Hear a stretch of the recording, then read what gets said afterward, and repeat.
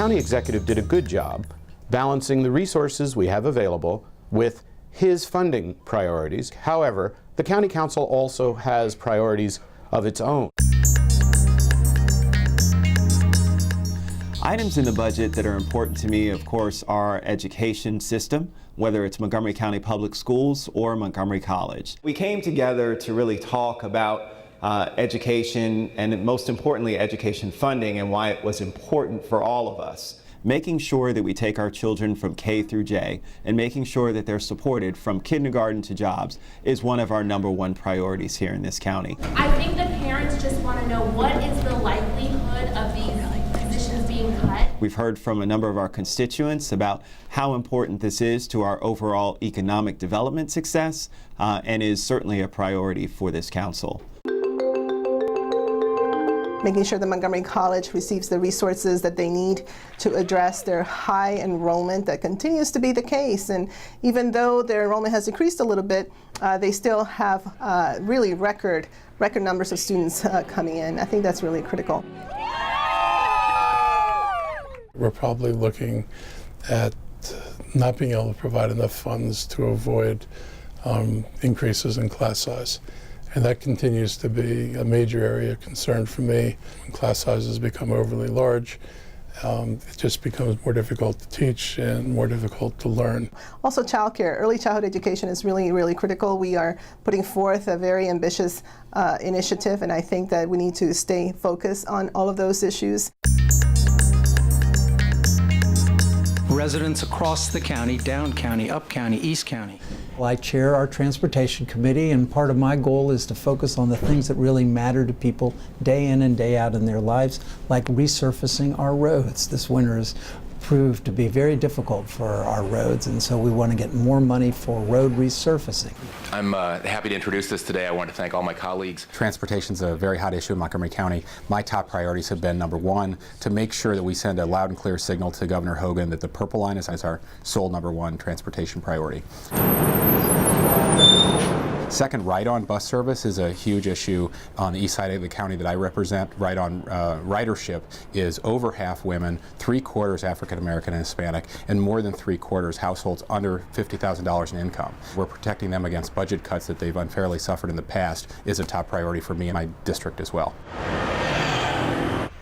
Bicycle and pedestrian infrastructure. I have a part of the capital budget that I am working to expand that helps remake a lot of our urban areas in the county and have them as more hospitable for walkers and bikers.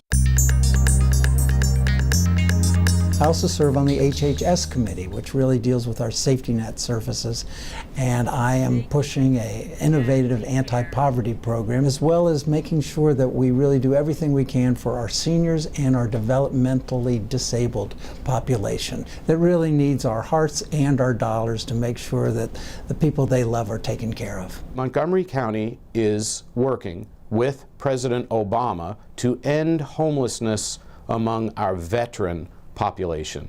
In the last one-day count of our homeless population, 24 veterans were recorded as homeless. The federal government has been very helpful, but we will need to add some county funds if we are going to meet President Obama's commitment to end veterans' homelessness in 2015. Through our Health and Human Services budget, whether it's caring for the homeless, giving people workforce assistance or rental assistance or child care subsidies, all of those items are extremely important to us as we continue to make sure that people reach the ability and level of self-sustainability. My top priorities for this budget: limitations on property tax increases, and I'd also like to see us continue our effort to reduce the energy tax. The energy tax was increased very significantly 5 years ago. That was a really tough year for us. I was council president. At that time, we promised that we would reduce it. Promises were made about reducing the energy tax and that it would be a sunset provision, and I'm someone that believes that promises made should be promises kept. You know, I like to look at the numbers, so bear with me, but I am very sensitive to the cost of living in Montgomery County. Our residents are not getting richer. Can I help you? You won't need a box to put things in? A lot of them are moving on to a fixed income situation, and in order to keep those folks here, we have to make sure that we protect their tax burden, both through the property tax level and also the energy tax. We're really trying hard to improve our economic development opportunities, to bring new businesses here, to encourage the ones who are here to expand. If we don't reduce some of the tax burden that they're looking at right now, they're not going to come here. They're not going to stay here. That means fewer jobs and ultimately, of course, less revenue.